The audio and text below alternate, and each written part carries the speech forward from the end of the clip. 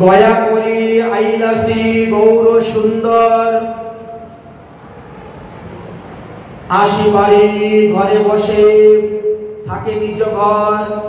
এখন আর বিদ্যালয়ে যান না ছাত্রদেরকে লেখাপড়া করানোর জন্য, সর্বদাই বাড়ির মধ্যেই তিনি বসে থাকেন।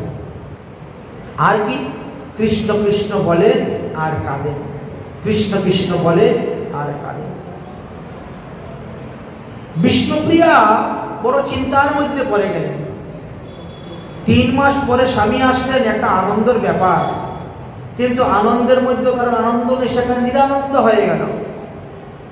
বিষ্ণুপ্রিয়া আস্তে আস্তে স্বামীকে প্রণাম করে, পতির মুখ দেখিয়া তিনিও দুঃখ পাচ্ছেন। কি হলো? গয়াতে গেলেন শ্রাদ্ধ করতে, তারপরে তিনার কি হলো হঠাৎ করে? তখন তিনি বলছেন, তুমি গয়াতে যাওয়ার সময় রাস্তায় কি কি তীর্থ দেখেছিলে, তুমি একটু আমাকে বলো না। মহাপ্রভু সেই তীর্থের কথা বলতে বলতে বলতে বলতে প্রেমে ভাবাবিষ্ট হয়ে গেছেন। ভাবাবিষ্ট হয়ে তিনি যে কখন হাসেন, কখন কাঁদেন, কখন গোড়াগড়ি যান, তিনি নিজেও জানেন না। কৃষ্ণ কৃষ্ণ বলিয়া কাঁদিতে লাগিলাম, পুলকে পুলকিত হইল সর্বকলেবর, স্থির নহে প্রভু কম্পে থর থর। মানে অষ্টসাত্ত্বিক ভাব মহাপ্রভুর দেহিতে উদয় হয়ে গেছে। অশ্রু কম্প পুল বিষেদ হুঙ্কার বিবর্ণ আদি সব ভাব উদয় হয়েছে। বিষ্ণুপ্রিয়া তো বড় বিস্মৃত হয়ে গেছে। তিনি দৌড়ে গিয়েছে সচিমার কাছে, ওমা ওমা দেখো দেখো তোমার ছেলের কি অবস্থা, একই অবস্থা হচ্ছে। কৃষ্ণ কৃষ্ণ বলিয়া প্রভু করে ক্রন্দন, শচী দেখি অশ্রু জলে ভরিল অঙ্গন। মহাপ্রভু যখন কৃষ্ণ বলে কাঁদেন, তখন তিনার চোখের জল ফিসকারির মতো ছুটে যায়। আমরা যেভাবে ফিসকারি দিই, ওরকম ভাবে ফিসকারি দিয়ে জল ছুটে যায়। পুরা অঙ্গনটা জলে ভরে যাচ্ছে, এত জল চোখ থেকে বেরোচ্ছে। বড় আশ্চর্য হয়ে গেলেন। আরম্ভিলা মহাপ্রভু আপনি প্রকাশ, অনন্ত ব্রহ্মাণ্ড আজ হইল উল্লাস। এবার মহাপ্রভুর প্রকাশ শুরু হয়ে গেল। শুনি সব বৈষ্ণব প্রভুর দর্শন করিবার জন্য আসলেন সচির ভবন। যখন সমস্ত নবদ্বীপবাসী বৈষ্ণবগণ শুনলেন যে নিমাই গয়াতে গিয়ে ঈশ্বরপুরীর কাছ থেকে দীক্ষা নিয়ে এসেছে, সে এখন পরম বৈষ্ণব হয়ে গেছে, সে এখন আগের মতন সেই পড়ুয়া নিমাই নয়, আগের মতন সেই তার্কিক নিমাই নয়, আগের মতন সেই অহংকারী নিমাই নয়, এখন সে পরম বৈষ্ণব। শুনিয়া সর্ব বৈষ্ণব আহিল ধাইয়া। সবাই এসেছেন মহাপ্রভুকে দেখার জন্য, আর মহাপ্রভু তাদের সবার চরণ ধরে ধরে প্রণাম করতেছেন। ভক্তের কৃপা না হলে কিছু হয় না, যে সেটা আমাদের শিক্ষা দিচ্ছেন। ভক্তের চরণ রজের এতটাই বল, এতটাই শক্তি, এই শিক্ষাটা আমাদের দিচ্ছেন। সবাইকে নিয়ে বসলেন, বসে একটু তীর্থভ্রমণ ইষ্টপুষ্টির কথা বললেন, বলার পরে বললেন আরো কিছু বিশেষ কথা আছে আমার আপনাদের কাছে, কিন্তু সেই সব কথা এখানে বলা যাবে না। সেই সব কথা আমি বলবো শুক্লাম্বর ব্রহ্মচারীর বাড়িতে। এখানে বলা যাবে না, কারণ ওখানে মা আছেন, স্ত্রী আছেন, সব কথা ওখানে বলা যাবে না। অতএব শুক্লাম্বর ব্রহ্মচারীর বাড়িতে আমরা যাব, ওখানে বলবো। আজকে সন্ধ্যার সময় কিন্তু সবাই সেখানে উপস্থিত থাকবে, ঠিক আছে? শুনিয়া এইসব কথা প্রভু ভক্তগণ শুক্লাম্বর গৃহপতি করিলা গমন। কিন্তু গদাধর পণ্ডিত থেকে এখনো সেই নিমন্ত্রণ কেউ দেয়। এই জন্য গদাধর পণ্ডিতের মনে বড় দুঃখ। মহাপ্রভু সবাইকে বললেন শুক্লাম্বর চক্রবর্তীর বাড়ি যাওয়ার জন্য। ব্রহ্মচারী বলে আমাকে তো বললেন না। আচ্ছা, সংবাদটা সবাই কোথায় পেল জানেন? শ্রীবাসের পুষ্প উদ্যানে। শ্রীবাসের পুষ্প উদ্যানে এত ফুল ফুটত যে নবদ্বীপবাসী সমস্ত বৈষ্ণবগণ ওখান থেকে গিয়ে পুষ্পচয়ন করতেন। আর পুষ্পচয়ন করতে গিয়ে ওখানে সবার সঙ্গে কথাবার্তা হয়তো, আজকে কোথায় উৎসব, কোথায় পঙ্গল, কোথায় ভান্ডারা, কোথায় পাঠ, কোথায় কীর্তন, সমস্ত নিমন্ত্রণের ঘাঁটি হলো এই জায়গাটা। ফুল তুলতে গিয়ে সকালবেলা।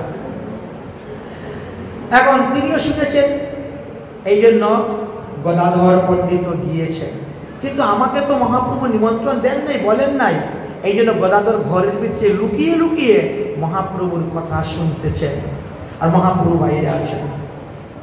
কে কে গিয়েছিলেন তার মধ্যে প্রধান প্রধান যাদের, তাদের নাম বললেন সদাশিব, মুরারি, শ্রীমান শুক্লাম্বর, মিলিরা, সকলাশী, যত ভক্ত অনুচর, মহাপ্রভুর অনুচর যারা, হেন এই সময়ে বিশ্বাম্বর দ্বিজরাজ আসিয়া বসিলা, সমস্ত বৈষ্ণব সমাজ। মহাপ্রভু আসলেন, এসে সবাইকে দণ্ডবত প্রণাম করে তিনি বসলেন। দেখিবা মাত্রই সমস্ত ভাগ্যবান তারাও তখন উঠে দাঁড়ালেন, মহাপ্রভুকে প্রণাম করলেন, বসলেন। মহাপ্রভু এবার কৃষ্ণ প্রেমের কথা বর্ণন করতে শুরু করলেন। প্রভু বলেন, সর্বকাল সত্য কৃষ্ণ নাম, সর্বশাস্ত্রে কৃষ্ণ বহি নাহি বলো আন। আমি যত শাস্ত্র পড়েছি প্রতিটি শাস্ত্রেই আমাদেরকে কৃষ্ণ ভজনের কথাই বর্ণন করে গিয়েছেন। অতএব কৃষ্ণ হলেন আমাদের পিতা, কৃষ্ণ হলেন আমাদের হর্তা, কৃষ্ণ হলেন আমাদের ভর্তা, কৃষ্ণ হলেন আমাদের পালনকর্তা। অজভব আদি যত মহাদেব থেকে আরম্ভ করে যত দেবদেবীগণ আছেন সবাই ভগবান শ্রীকৃষ্ণের কিঙ্কর। অতএব কৃষ্ণের চরণ ছাড়ি যে অন্য বাগানে বৃথা জন্ম যায় তার অসত্য বচনে। অতএব কৃষ্ণ ভজন ছাড়া অন্য আর কোনো কিছু করতে নাই, অন্য কথা বলতেও নাই। আগম বেদান্ত আদি যত শাস্ত্র দর্শন সর্বশাস্ত্রে দেখিনু আমি কৃষ্ণ ভক্তি মূলধন। আজ মহাপ্রভুর মুখে কৃষ্ণ কথা শুনে সমস্ত বৈষ্ণবগণ আনন্দিত হচ্ছেন। সংসার সাগর কৃত্য জগত জীবন সেবন বৎসল শিশচির নন্দন। হেন কৃষ্ণ নামে নাহি যার মতি, সর্বশাস্ত্র পড়িলেও সে পাইবে দুর্গতি। যারা সমস্ত শাস্ত্র পড়ার পরেও হরিভজন করেন না, কৃষ্ণ ভজন করেন না, তাদের কিন্তু দুর্গতি হবেই হবে। পাপিষ্ঠ অদম যদি লয় কৃষ্ণ নাম, সর্বদোষ থাকিলেও সে পাইবে কৃষ্ণ ধাম। কৃষ্ণের ভজন ছাড়িয়া যে অন্য শাস্ত্র বাকানে সে অধম, সে প্রভু শাস্ত্রের মর্ম নাহি জানে।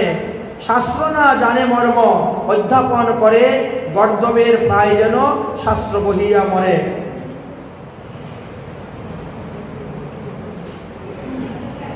যেই কৃষ্ণ নামে হয় জগৎ পবিত্র, না বলে দুঃখিত জীব তাহার মহত্ব। তথাপিও নিস্তারিলে শ্রীকৃষ্ণ নাম, ধন কুল বিদ্যা মতে তাহা নাহি জ্ঞান। শুনো ভাই সব সত্য আমারও বচন, ভজহ অমূল্য নিধি কৃষ্ণের চরণ। পাইনু ঈশ্বর কৃপায় মনুষ্য কুলেতে জন্ম, এত বলি মহাপ্রভু স্তম্ভিত হইয়া পড়িলাম। তিনি বলছেন, এই ভগবানের কৃপায় আমরা এই মনুষ্য জন্ম পেয়েছি, আর এই জন্মেতে যদি কৃষ্ণ ভজন না করি তাহলে আর মনুষ্য জন্ম আমাদের হইবে না। কৃষ্ণ প্রেমে কান্দে প্রভু শিশচির নন্দন, প্রেমময় হইল শুক্লাম্বরের ভবন। চতুর্দিকে বেরি কান্দে সর্বভক্তগণ, উঠিল মঙ্গল ধ্বনি প্রেমর কীর্তন। স্থির হইয়া ক্ষণেকে বসিলা বিশ্বম্বর, তথাপি আনন্দ ধৈর্য ধারা বহে নিরন্তর। দেখিয়া প্রভুর প্রকাশ শ্রী গদাধর, কান্দিতে লাগিলা ঘরের ভিতর বসিয়া তখন। মহাপ্রভু বলছেন, আরে ঘরের ভিতরে আবার কে কান্না করতেছে? ভক্তগণ বলছেন, প্রভু তোমার গদাধর ভিতরে কান্না করতেছে। মহাপ্রভু বলছেন, গদাধর তুমি বড় সুকৃতিবান, কারণ জন্মের পর থেকে ছোটবেলা থেকে তুমি কৃষ্ণ ভজন করে যাচ্ছ, আর আমার জীবনে 20টি বৎসর পার হয়ে গেল আমি কৃষ্ণ ভজন করতে পারি নাই। ধন্য ধন্য তোমার জীবন বলে গদাধরকে ধরে আলিঙ্গন করলেন। এত বলি ভূমে পড়িয়া বিশ্বম্বর, ধুলায় গড়াগড়ি দান সর্বকলেবর। ধুলায় দূষিত হয়ে গেল।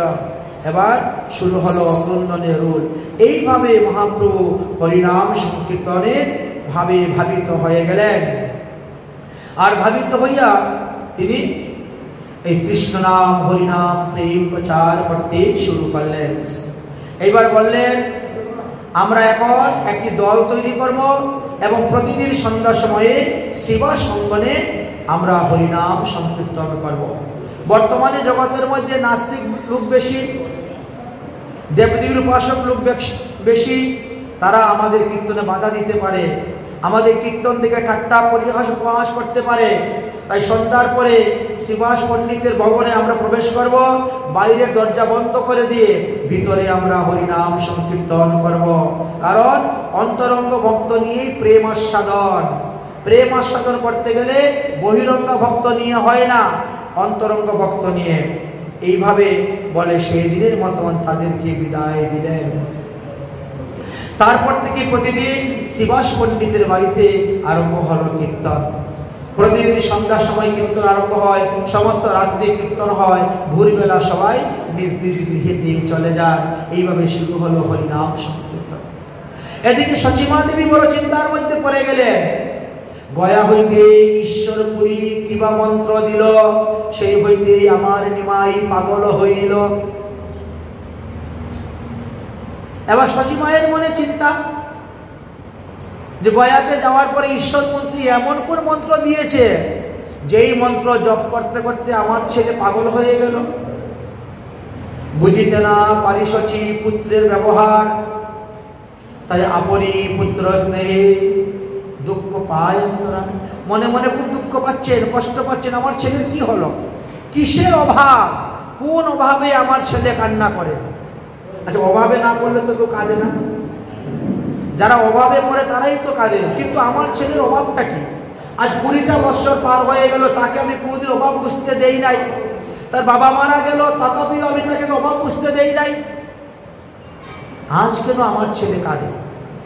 অপ্সরার মতো সুন্দরী স্ত্রী ঘরে, টাকা পয়সা ধন সম্পত্তিরও কোনো অভাব নেই, খাওয়া দাওয়ার পড়ার কোনো অভাব নেই, তাহলে আমার ছেলে কাঁদে কেন? কারণটা কি? কিন্তু ছেলে তো অন্য কিছু বলে কাঁদে না, কৃষ্ণ কৃষ্ণ বলে কাঁদে। আরে বাবা, কৃষ্ণ ভজন তো সবাই করে, কৃষ্ণ নাম তো সবাই গায়, কিন্তু কাঁদে না তো কেউ এরকম। কৃষ্ণ কৃষ্ণ বলি প্রভু করেন ক্রন্দন, শচী দেখি অশ্রু জলে ভাসেন অঙ্গন। বিস্মৃত হইয়া শচী বিশ্বম্বরে পুছে, কি লাগিয়া কান্দ পাপ কহ দুঃখ মুখে। হে পুত্র, তুমি কেন কৃষ্ণ কৃষ্ণ বলে কাঁদো? তোমার দুঃখের কারণটা কি তুমি আমাকে বলো। প্রভু কহির শুনো মাতা, কৃষ্ণ ভক্তির প্রভাব, সর্বভাবে পরমাতা কৃষ্ণ অনুরাগ। মাগো, আমি যে কখন কাঁদি তা তো আমি নিজেও জানি না। কৃষ্ণ নাম করতে করতে আমি যে কখন কাঁদি তা আমি জানি না। ওমা, তুমিও কৃষ্ণ বলেই কাঁদো, কৃষ্ণকে অনুরাগ দাও। জগতের পিতা কৃষ্ণ জেনা বোঝে মা, পিতৃযোগী পাতকের না জন্মে জন্মে দুঃখ পেতে হয়, তাকে তাপ পেতে মরতে হয়। অতএব কৃষ্ণকে সকলের ভজন করা উচিত।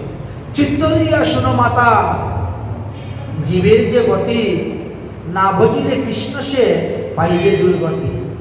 আমরা মনুষ্যকুলে জন্ম নিয়ে যদি কৃষ্ণ ভজন না করি, তাহলে আমাদেরকে বহু কষ্ট পেতে হবে, দুর্গতি পেতে হবে। মরিয়া মরিয়া পুনর পায় গর্ভবাস, সর্ব অঙ্গ ক্ষয় হয় আর পাপের কথা।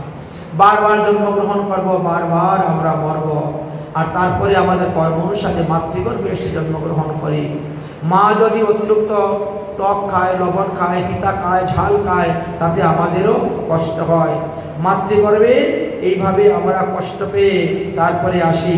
ভগবান আমাদেরকে দেখা দেন, ভগবানের কাছে কথা বলি, প্রতিজ্ঞা করে আসি যে পৃথিবীতে আসার পরে আমরা হরিভজন করব। কিন্তু পৃথিবীতে আসার পরে তারা হরিভজন আমরা করি না, আমরা সংসারের ভজন করি, আমরা আত্মীয় স্বজন ইষ্টি কুটুম্বের ভজন করি, কিন্তু হরিভজন করি না। আর এই কারণে ওই জীবকে আবার 84 লক্ষ যোনিতে ভ্রমণ করতে হয় মা। তাই মা, তুমিও কৃষ্ণ ভজন করো, তোমার বৌমাকেও বলো কৃষ্ণ ভজন করার জন্য, মানে বিষ্ণুপ্রিয়াকে, ওকেও বলো কৃষ্ণ ভজন করার জন্য। এই বলে বলে তিনি কাঁদতে শুরু করে দিয়েছেন। মহাপ্রভু মাকে উপদেশ দিচ্ছে, এতে ভজ কৃষ্ণ সাধুসঙ্গ করি, মনে চিন্ত কৃষ্ণ মাতা, মুখে বলো হরি। ওমা তুমি আজ থেকে প্রতিদিন সাধুসঙ্গ করতে যাবে, সাধুমুখে হরিকথা শ্রবণ করতে যাবে। পুত্রের এই সমস্ত চরিত্র দেখিয়া সচিব তো ভালো লাগতেছে না। পুত্রের মঙ্গল লাগিয়া তিনি গঙ্গাকে পূজা করেন, বিষ্ণুর পূজা করেন, মনে করে যে পুত্রের মনে হয় বায়ুরূপ হয়ে গেছে, এই জন্য কত কিছু করছেন। অনাথিনী মুড়ি কৃষ্ণ এই বর দেও, অসুস্থ হইয়া ঘরে যেন থাকে মোর বিশ্বাম্বর। হে ভগবান তুমি আমাকে বর দেও, কৃষ্ণ আমার ছেলে যেন সুস্থ হইয়া ঘরে থাকে।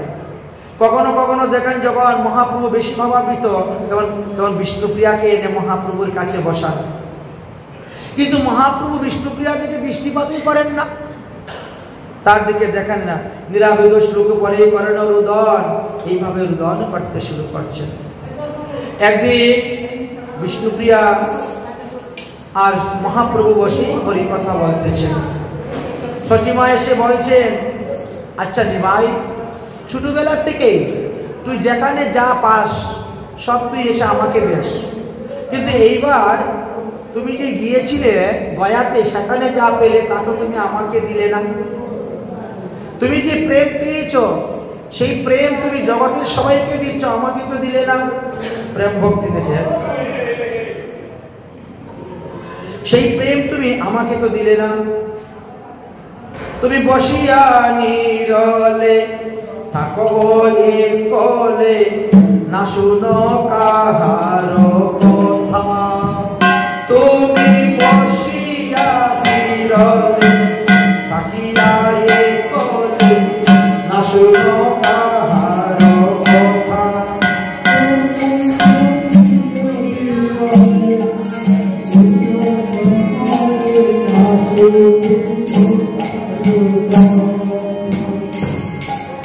সদাই ধিয়ায়ে চাহবে গোপানে, সদাই ধায়ে চাহেবে না চলে নয়ন তারা, না চলে নয়ন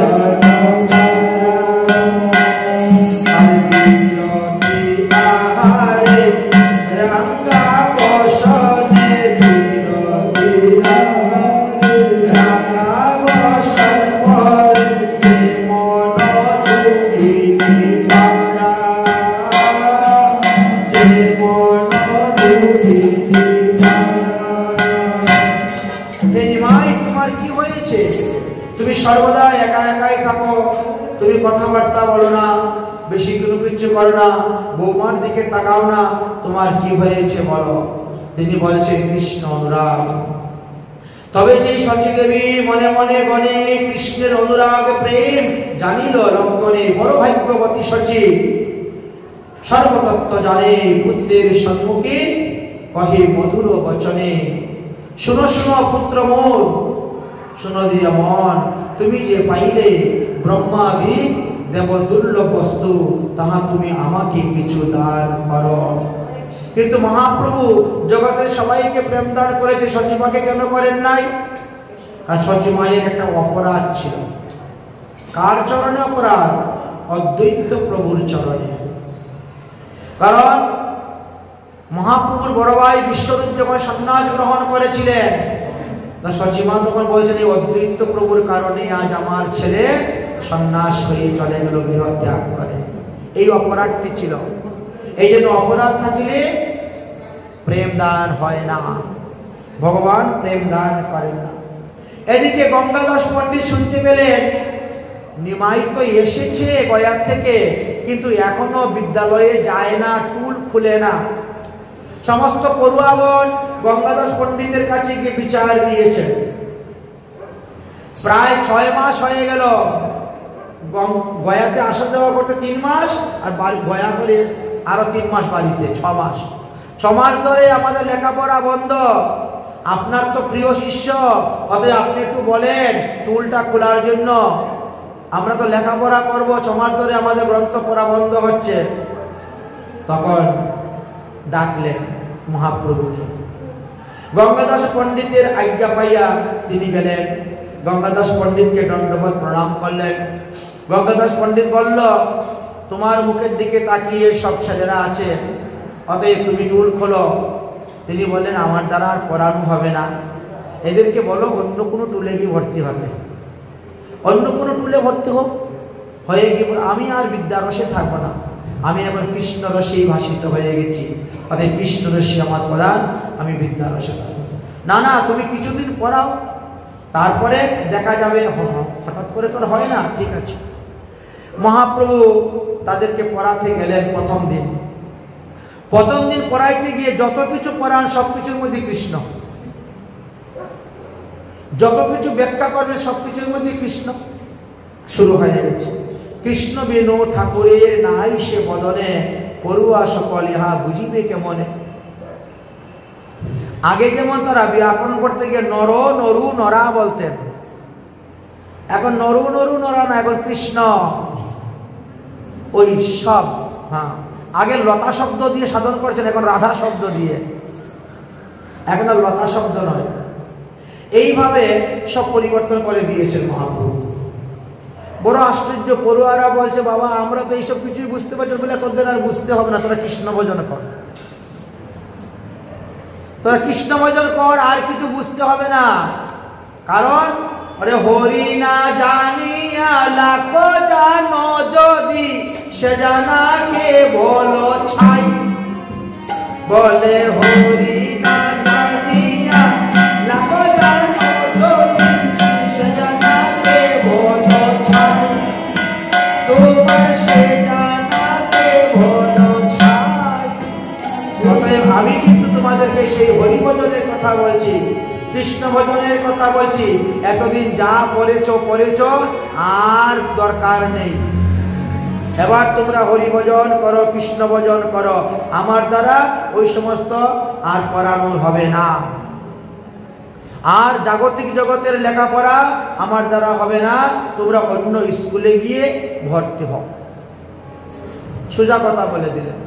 আর আমার কাছে পড়তে গেলে ওই কৃষ্ণ ছাড়া আর অন্য কোনো কথা নেই।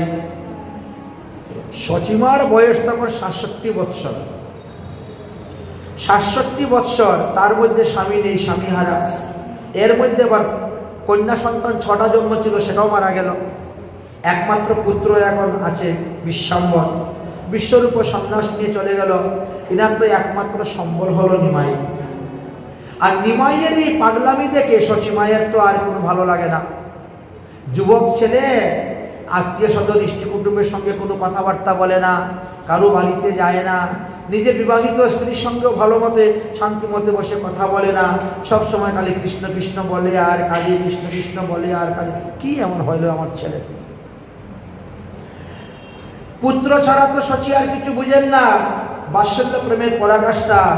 তাই তিনি কত কবিরাজের কাছে যান, তেল নিয়ে আসেন মাথায় দেওয়ার জন্য, বায়ু চড়া হয়েছে মনে হয়, ঠান্ডা তেল দিলে ভালো হবে। অনেক দেবদেবীর মানসা করেন, অনেক দেবদেবীর পূজা করতে যান। এইভাবে নানা রকমের করতে শুরু করেছে ছেলের মঙ্গলের জন্য, কিন্তু ছেলের কিছুতেই আরো হচ্ছে, আরো বেড়ে যাচ্ছে বৈষ্ণব। মহাপ্রভু একদিন সচিমাকে বলছেন, ওমা আমি একটা বৈষ্ণব সেবা দিব, আমি বৈষ্ণব সেবা দিব। গয়া থেকে আসার পরে কিন্তু এখনো বৈষ্ণব সেবা দেওয়া হয়নি। নিয়ম আছে, আমরা যদি আমাদের দেশে কোনো পাপ করে থাকি তো তীর্থে গেলে পরে আমাদের সেই পাপের মাপ হয়ে যায়, তাই না? আচ্ছা, তীর্থে গিয়েও যদি কোনো পাপ করে চলে আসে অজান্তে, জেনে শুনে তো করি না, যদি তীর্থে গিয়েও অজান্তে কোনো পাপ করে চলে আসি তাহলে কি করা যায়? সেই মাপটা কোথায় হবে? এই জন্য আমরা বাড়িতে আসার পরে একটু বৈষ্ণব সেবা দিয়ে দিই, বৈষ্ণব সেবা করা যায়।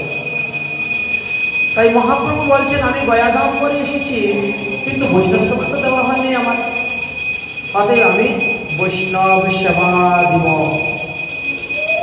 সবারই স্বীকার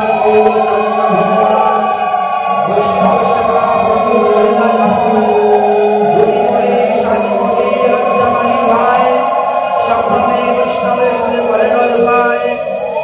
তাই মহাপ্রভু বৈষ্ণব সেবা দিচ্ছেন। আজ সবাইকে মহাপ্রভু সুন্দর সুন্দর শিক্ষা দেন, ভালো ভালো উত্তম উত্তম শিক্ষা দেন। সমস্ত ভক্তরা যখন আসে তখন তাদেরকে বলেন, যে সমস্ত পড়ুয়াগণ মহাপ্রভুকে ছাড়া অন্য কারোর কাছে লেখাপড়া করবে না, তাদেরকে মহাপ্রভু কি বলতেন দেখো, আমার ব্রজেন্দ্র নন্দন ভজে জন জীবন সফলতা।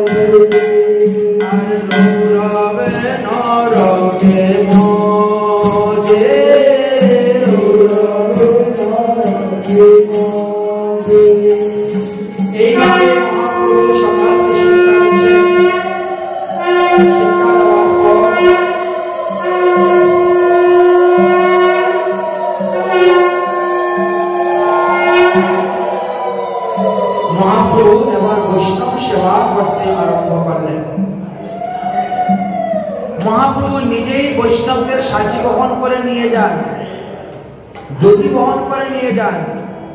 সাজি বহে ধুতি বহে লজ্জা নাহি করে, সম্ভ্রমে বৈষ্ণবগণের হাতে গিয়া ধরে, দেখিয়া বিশ্বাম্বরের বিষয় অলুপ্তগণ ঐক্যতমে আশীর্বাদ করেন সর্বজন।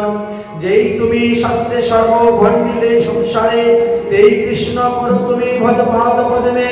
এই নবদ্বীপে বাপ করো অধ্যায়ন, কৃষ্ণ ভজে না মানে ভাসে অন্যজন।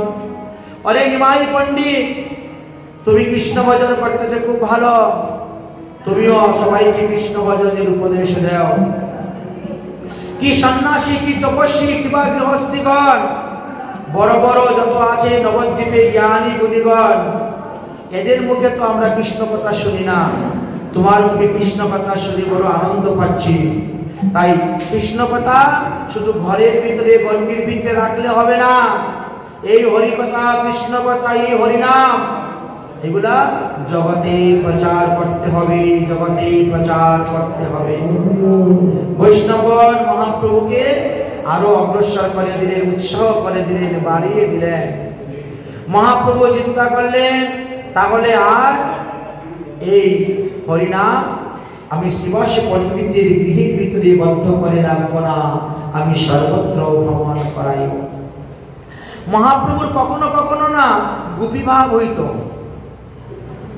একদিন মহাপ্রভুর এমন গোপীভাব হয়েছিল, তিনি একটা শাড়ি পরে ঘুমটা দিয়ে একটা কলস কাকের মধ্যে নিয়ে হাঁটতে শুরু করেছিলেন।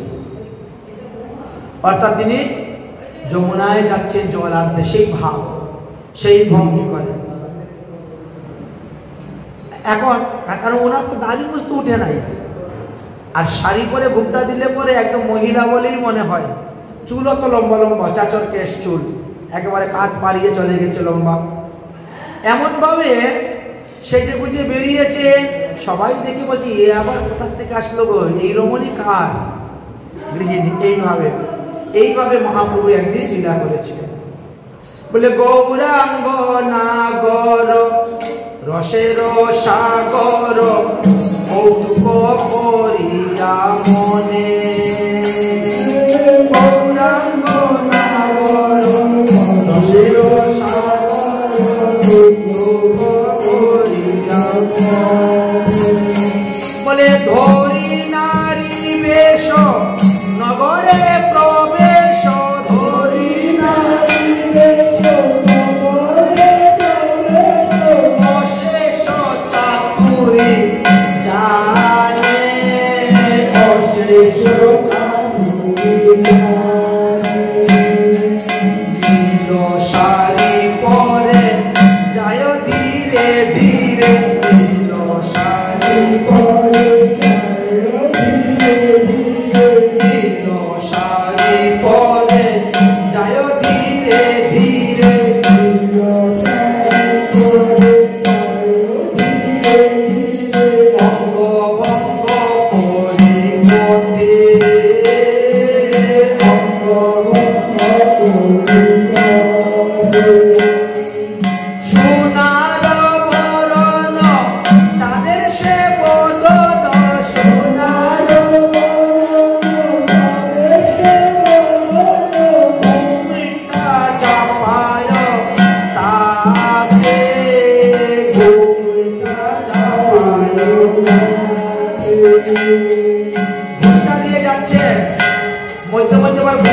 সরিয়ে দেখেন রাস্তা দিকে যাচ্ছে। যখন ঘুমটা সরান তখন বদল কুমার দেখতে পরে লোক উপরে অসুবিধে কথা। নদীয়ার নাগরী কাঁদে কুম্ভ করে,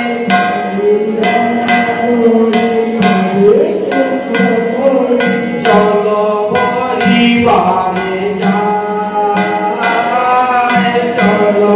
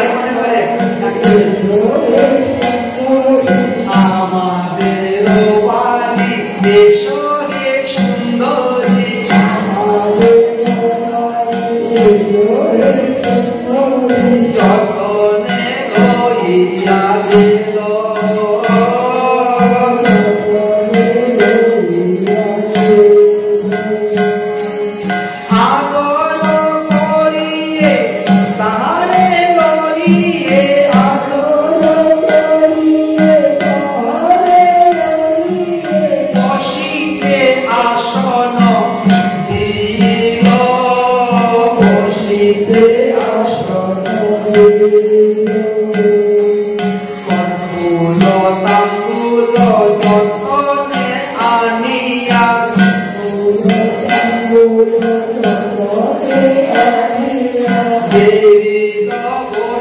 লীলা সখী দেখিয়া বসিলা কি নাম তোমার কোথায় বা ঘর কি নাম তোমারে করুণা দেখি তোমারে করুণা বলে কিসের লাগিয়া এসেছ নদিয়া কিসের লাগিয়া এসেছ নদিয়া স্বরূপে মোহনা মুরে স্বরূপে মোহনা মুরে না কহিবে যদি আমার সম্মতি না কহিবে যদি বিরোধ করছ কি করে বিরোধ কি করছ নদিয়ার কুমারীগণ বলছেন কি গো সখী তুমি কথা বলছো না কেন তুমি কি স্বামীর সঙ্গে ঝগড়া করে চলে এসেছ তোমাকে তো কখনো এই নদিয়ায় দেখি নাই মহাপ্রভু কিন্তু বসতে বসতে হাসতেছেন কথা একটা বলছেন না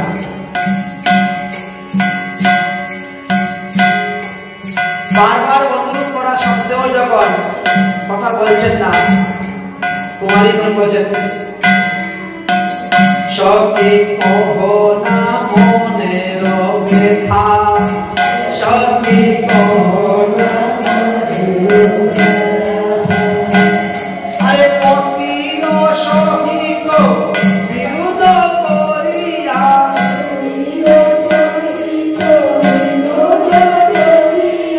অনুরাগে যাবে উদ্ধার অনুরাগে যাবে আরে স্বামীর সঙ্গে ঝগড়া করে অনুরাগে কোথায় যাবে বাড়ি ফিরে যাও বাড়ি ফিরে যাও মহাপ্রভু তো শুনতেছে না বসে বসে হাসতেছেন কেউ নাকি চিনতে পারছে না শুনি সখী বাণী গৌরপূর্ণ মনে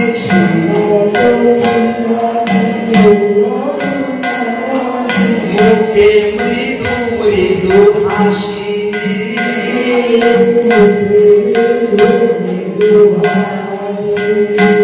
বলে হাসির সহিত বেসর তুলেছে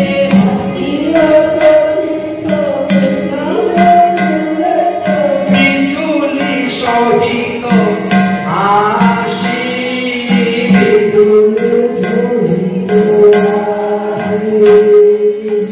সময় তথা হাসি কয় কথা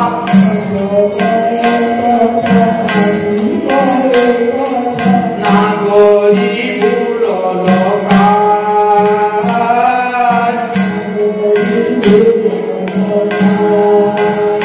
আর নাগরী বুড়ল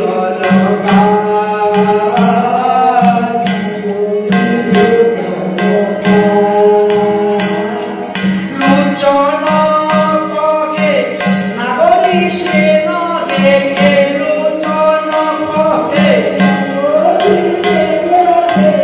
লোচন কহে নাগরী সে নহে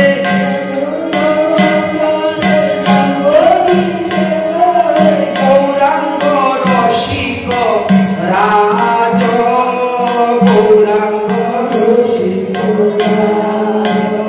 আর গৌরাঙ্গ রসিক রাজ গৌরাঙ্গ রসিক রাজ এইভাবে রসিকরাজ বহু সুন্দর আমার তাদের সঙ্গে লীলা করতে শুরু করলেন একদিন মহাপ্রভু মনে মনে ভাবতেছেন নানা স্থানে অবতীর্ণ হইয়া ভক্তগণ আছেন তাদেরকে আমি এখন আহ্বান করব সবাই এসে নবদ্বীপে উপস্থিত হোক আমার এখন প্রকাশ হওয়ার সময় এসে গেছে তাই মহাপ্রভু তাদেরকে আহ্বান করলেন আহ্বান শুনে নবদ্বীপে সবাই আসতে শুরু হলেন যথায় যথায় আসিলা গৌরাঙ্গের গণ, নবদ্বীপে আসিয়া হইল সবার মিলন।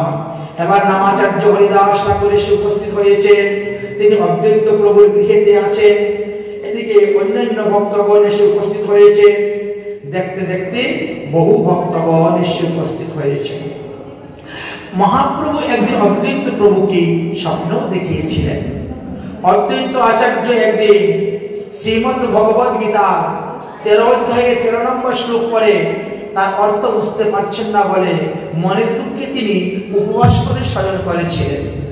মহাপ্রভু রাত্রিবেলা স্বপ্ন যুগে গিয়ে তিনি বললেন যে এই শ্লোকের এই অর্থ। আর তারপরে তিনি কি করলেন?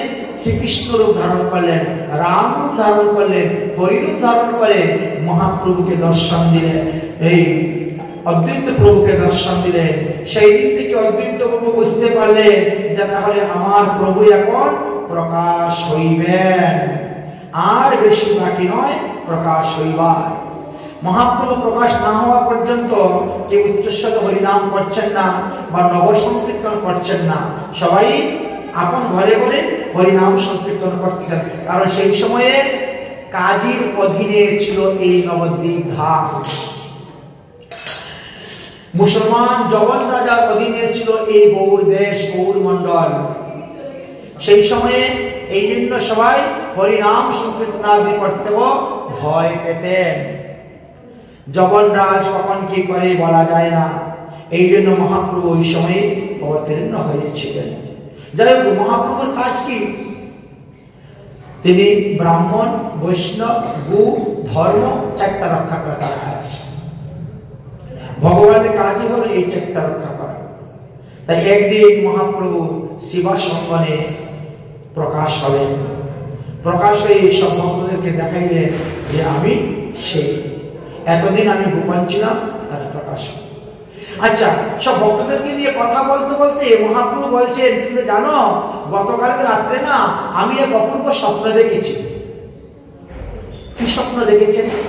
আমি স্বপ্ন দেখেছি বিরাট বড় একখানা রথ, রথের মধ্যে সাক্ষাৎ বলরাম নীল রঙের একটা ধুতি পরেছেন, নীল রঙের উত্তরী পরা, কাঁধের মধ্যে একটা লাঙ্গল, হল মুসক ধারণ করে তিনি রথের মধ্যে এসে বলছেন, আমি নবদ্বীপে আসতেছি আগামীকাল সকালে, তোমার সঙ্গে আমার মিলন হইবে। এখন তুমি আর আমি মিলে এবার হরিনাম প্রচার করব সমস্ত জগতে।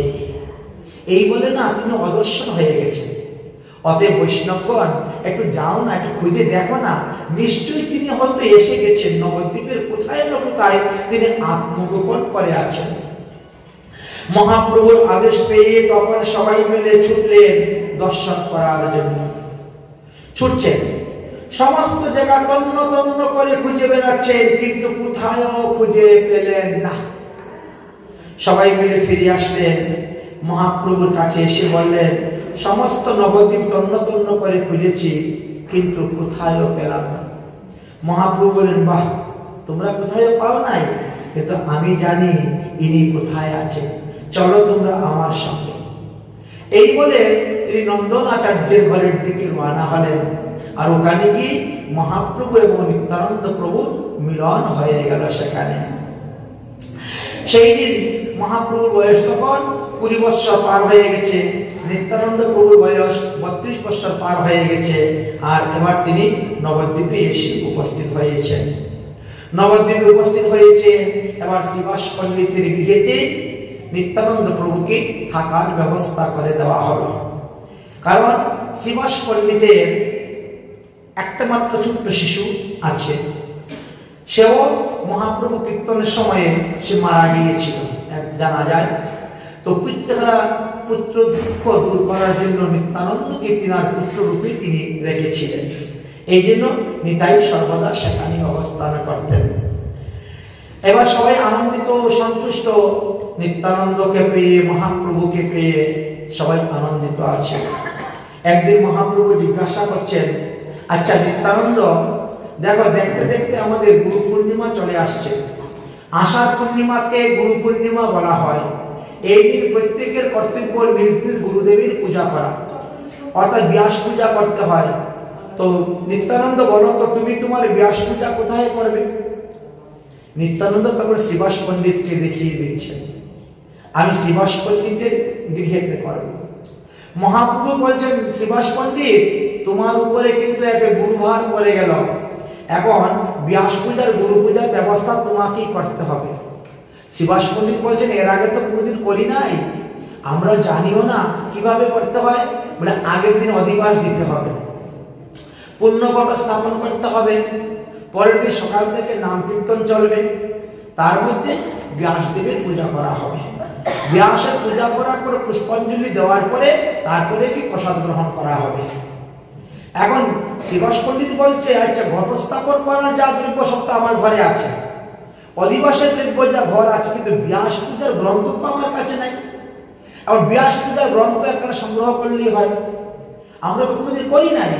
মহাপ্রভু বললেন, আমি জানি ব্যাস পূজার সমস্ত মন্ত্র, আমি মন্ত্র বলবো, তোমরা ফুল তুলসী দিবা, পুষ্পাঞ্জলি দিবা। কারণ ব্যাসদেব হলেন আমাদের জ্ঞানদ গুরু। ব্যাসদেব যদি সাম, ঋগ, যজু, অথর্ব বেদ রচনা না করতেন, ব্যাসদেব যদি 18 পুরাণ রচনা না করতেন, ব্যাসদেব যদি 6 শাস্ত্র না জানতেন, আমরা কোথা থেকে পেতাম এই জ্ঞান? তাই ব্যাসদেব হলেন আমাদের সকলের গুরু, উনি হলেন জ্ঞানদ গুরু, ইনি হলেন চৈতা গুরু, আমাদের চৈতন্য জাগিয়ে দিয়েছেন। তাই দীক্ষা গুরু, শিক্ষা গুরু, চৈতা গুরু, মৈতা গুরু, এইভাবে গুরু সম্পর্কে আলোচনা করা হয়েছে। তাই ব্যাস পূজা অবশ্যই করতে হয় গুরু পূর্ণিমার দিন, কারণ আষাঢ় মাসের যে পূর্ণিমা, সেই দিন ব্যাসদেব জন্মগ্রহণ করেছিলেন। শ্রীমদ্ ভাগবত মহাপুরাণের প্রথম স্কন্ধে 3য় অধ্যায়ে 24টি ভগবানের অবতারের কথা আলোচনা করতে গিয়ে 17 নম্বরে ব্যাস অবতারের কথা বলেছেন। ভগবানই এক অংশে পরাশর মুনিকে আশ্রয় করে সত্যবতীর গর্ভে ব্যাসরূপে জন্মগ্রহণ করেছেন। অতএব সেই ব্যাস পূজা করতে হবে। অতএব ব্যাস পূজার অধিবাসের ব্যবস্থা করো। মহাপ্রভুর আদেশ পেয়ে কেউ কলা গাছ আনতে শুরু করলেন, কেউ পঞ্চপল্লব আনতে শুরু করলেন, সমস্ত দ্রব্য আনা হলো, অধিবাস শুরু হয়ে গেল। অধিবাস শুরু হয়ে রাত্রে 10টা-11টা পর্যন্ত কীর্তন হলো। মহাপ্রভু বললেন, এবার আমি শয়ন করতে যাচ্ছি, কাল সকালবেলা আমি আসবো। মহাপ্রভু চলে গেলেন, কিন্তু নিত্যানন্দ প্রভু তখনও আনন্দে প্রেমে নৃত্য করতে শুরু করেছেন। নৃত্য করতে করতে করতে করতে নিত্যানন্দ প্রভু তিনার দণ্ড কমণ্ডল সব আচার মারতে মারতে সব ভেঙে দিয়েছেন। শ্রীবাস পণ্ডিতের ছোট ভাই রামাই পণ্ডিত, তিনি তখন দৌড়ে মহাপ্রভুর কাছে গিয়েছেন, সর্বনাশ হয়ে গেছে, সর্বনাশ হয়েছে। কি হলো সর্বনাশ? বলে নিত্যানন্দ প্রভু তিনার সন্ন্যাস দণ্ড ভেঙে দিয়েছেন, তিনার শ্রী কমণ্ডলু আচার মেরে মেরে ভেঙে দিয়েছেন। এখন কি করা যায় পায়? মহাপ্রভু তখন গেলেন, গিয়ে বলেন, যাও গঙ্গায় ভাসিয়ে দাও, আর কি করা যাবে। গঙ্গায় ভাসিয়ে দিয়েছেন। আচ্ছা, এবার নিত্যানন্দ প্রভু যে ধুলায় গোড়াগড়ি করে সারা রাত্রি ধুলায় দূষণ, যাও তাকে স্নান করাতে যাও। স্নান করাতে গেলেন, স্নান করিয়ে আসলেন, আবার ব্যাস পূজা আরম্ভ হলো। মহাপ্রভু মন্ত্র বলতে যে সবাই ব্যাস পূজা করতে, একে একে সবার ব্যাস পূজা করা হয়ে গেছে, কিন্তু নিত্যানন্দ প্রভু এখনো ফুলের মালা হাতে নিয়ে দাঁড়িয়েই আছেন। ব্যাসের গলায় আর তিনি মালা দিচ্ছেন না মূর্তির গলায়। সবাই বলতেছে, শুনতে মহাপ্রভু বলছে, আরে বাবা, তুমি না দিলে তো পূজা সমাপ্ত হবে না, সবার হয়ে গেছে, তুমি দিলেই পূজা সমাপ্ত, তারপরে প্রসাদ খাওয়া দাওয়া, যাও যাও যাও মালাটা নিয়ে যাও। বলে যে মহাপ্রভু গিয়েছে, এমনি নিত্যানন্দ প্রভু মহাপ্রভুর গলায় মালা দিয়ে বলছেন, আমার ব্যাস পূজা হয়ে গেছে।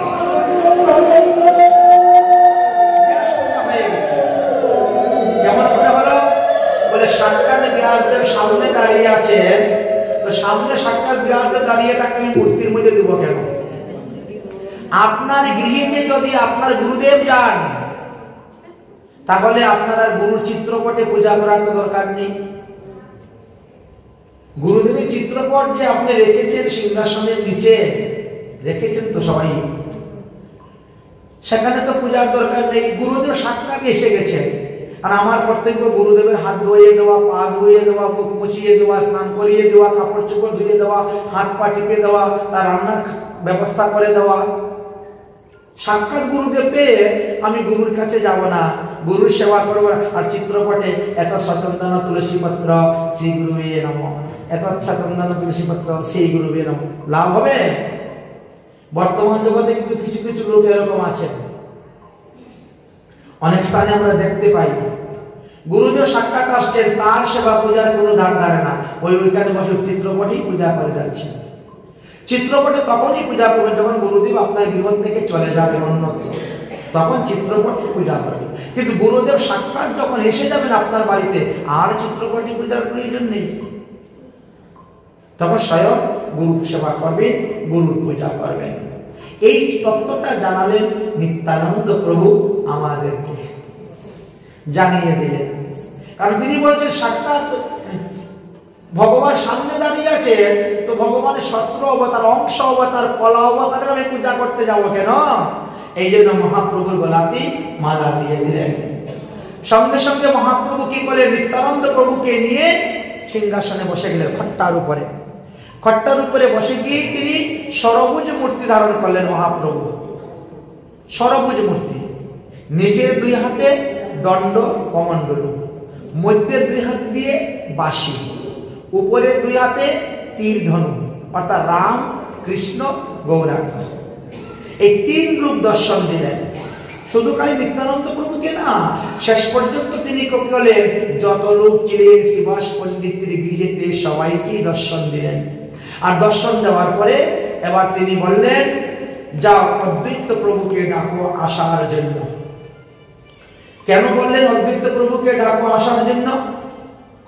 তার কারণটা হলো যে অদ্বৈত প্রভু আসুক আমার এই প্রকাশ মূর্তি দর্শন করুন। তিনি তো আমাকে নিত্য গোলক ধাম থেকে এনেছেন, আর আমাকে এনে এখন তিনি চুপচাপ লুকিয়ে বসে আছেন, তার আসার প্রয়োজন। এই জন্য ডাকলেন। রামাই পণ্ডিত গিয়ে সংবাদ দিলেন, এবার আসলেন। এইভাবে একে একে সবাই এসে মিলন হলো, কীর্তন আনন্দ রুল বাড়তে শুরু হলো। তার কিছুদিন পরেই মহাপ্রভু একদিন হাত তুলে দিয়ে বঙ্গদেশের দিকে তাকিয়ে তিনি ডাকতেছেন, পুণ্ডরিক আরে রে মোর বাপের বন্ধু রে, কবে মোরে দেখা দেবে বাপ আমারে। ডাকতেছেন।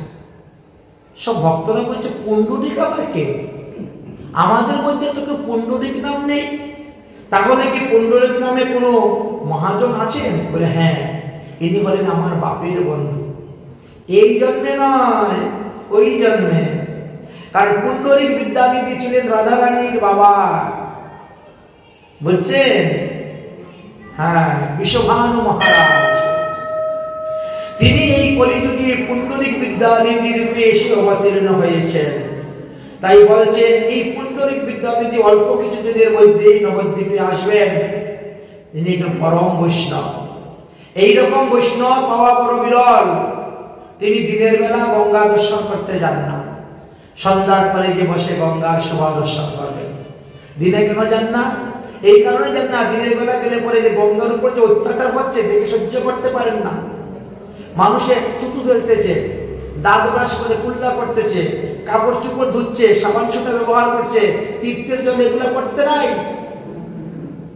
গঙ্গা তো পরম তীর্থ, কলিযুগের শ্রেষ্ঠ তীর্থ গঙ্গা।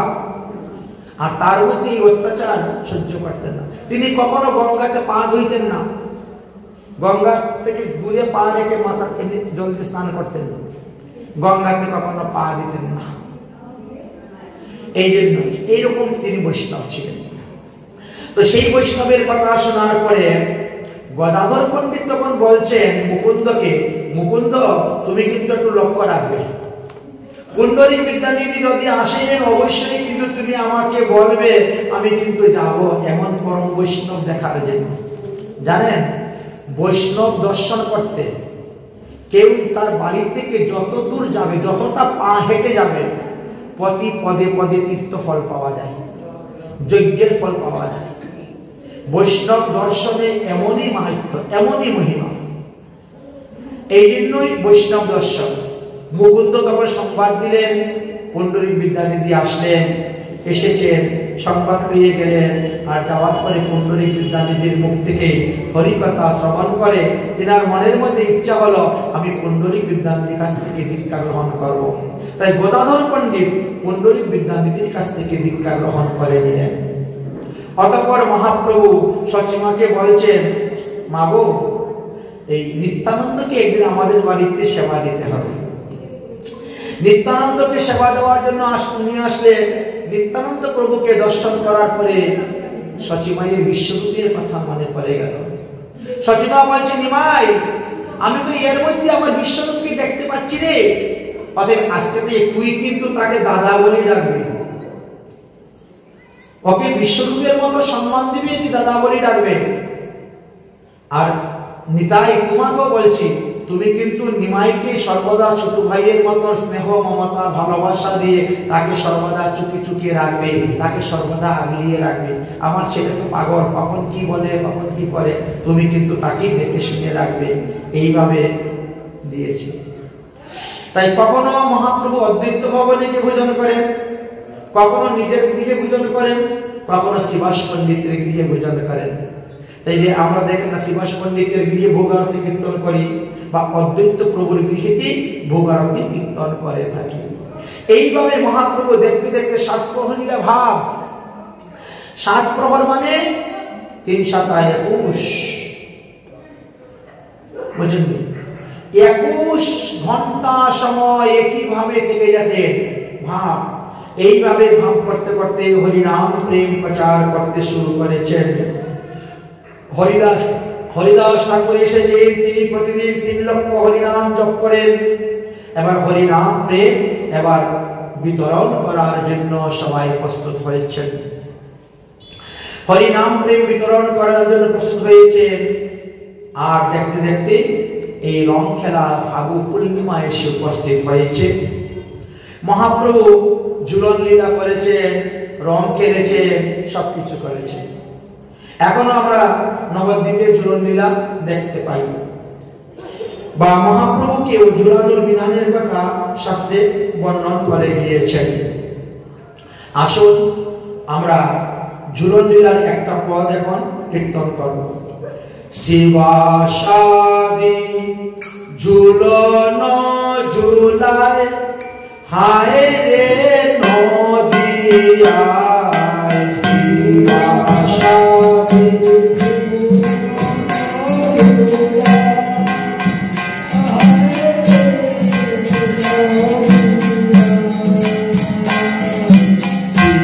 শিবাসাদি ঝুলন ঝুলায় হায় রে নদিয়ায়, শিবাসাদি ঝুলন ঝুলায় হায় রে নদিয়ায়, শিবাসাদি ঝুলন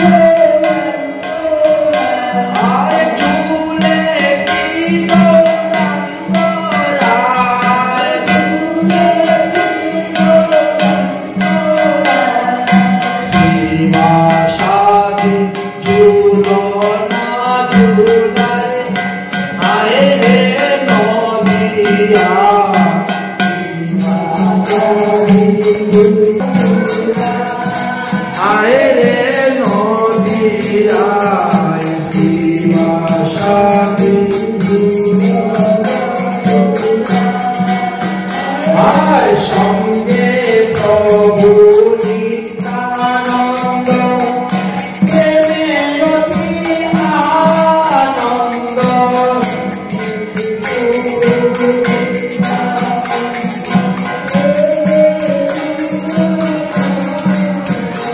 আর সঙ্গে প্রভু নিত্যানন্দ প্রেমে অতি আনন্দ।